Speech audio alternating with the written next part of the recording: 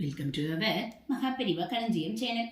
இன்னைக்கு நம்ம மாசி மாதத்துல பௌர்ணமியும் மக நட்சத்திரமும் சேர்ந்து வரக்கூடிய மாசி மகத்தினுடைய சிறப்புகளை ஆன்மீக தகவல்கள்ல தெரிஞ்சுக்கலாம். மாசி மகம் என்பது ஆண்டுக்கு ஒரு முறை வரும் நிகழ்வாகும். அதாவது ஒவ்வொரு ஆண்டும் மாசி மாதத்தில் சந்திர பகவான் மக நட்சத்திரத்தில் உதிப்பதை மாசி மகம் என்று கொண்டாடுகிறோம்.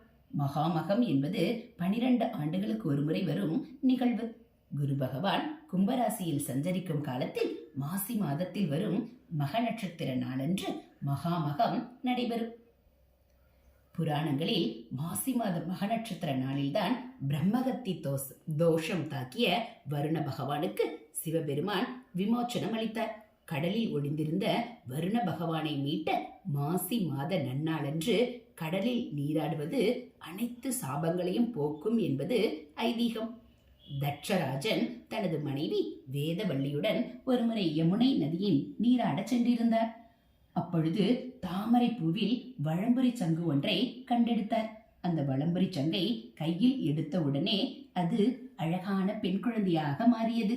சிவபெருமானே தனக்கு பெண் குழந்தையை வரப்பிரசாதமாக அளித்துள்ளார் என்று அந்த குழந்தைக்கு தாட்சாயினி என்று பெயரிட்டு வளர்த்தார். அம்பிகை அவதரித்த நாள் மாசி மாதத்தில் மக நட்சத்திரம் என்பது குறிப்பிடத்தக்கது. பௌர்ணமி வழிபாடும் பௌர்ணமி கிரிவலமும் அளவில்லாத பலன்களை கொடுக்கக்கூடியது என நம் அனைவருக்கும் தெரியும். மற்ற பௌர்ணமி நாட்களில் கிரிவலம் வருவதை விட மாசி மாதத்தில் வரும் பௌர்ணமி நாளான மாசி மகத்தன்று கிரிவலம் வருவது அதிக பலன்களை கொடுக்கும். இந்த நாளில் கிரிவலம் வந்தால் பிறவி பிணி தீரும், வியாபாரம் பெருகும், நவக்கிரக தோஷங்கள் நீங்கும் என்பது ஐதீகம்.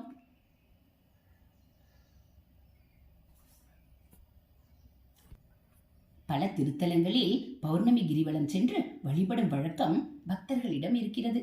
திருவண்ணாமலை போன்ற புண்ணிய தலங்களில் அனைத்து நாட்களிலும் கிரிவலம் செல்லலாம் என்றாலும் பௌர்ணமி கிரிவலத்திற்கு மகத்துவம் அதிகம்.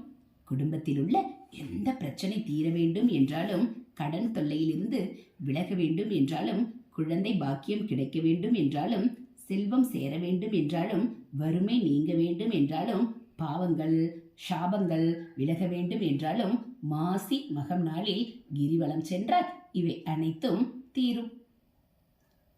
இது போல ஆன்மீக தகவல்களை நீங்க தெரிஞ்சுக்கணும் அப்படின்னா மறக்காம நம்ம சேனலை சப்ஸ்கிரைப் பண்ணுங்க.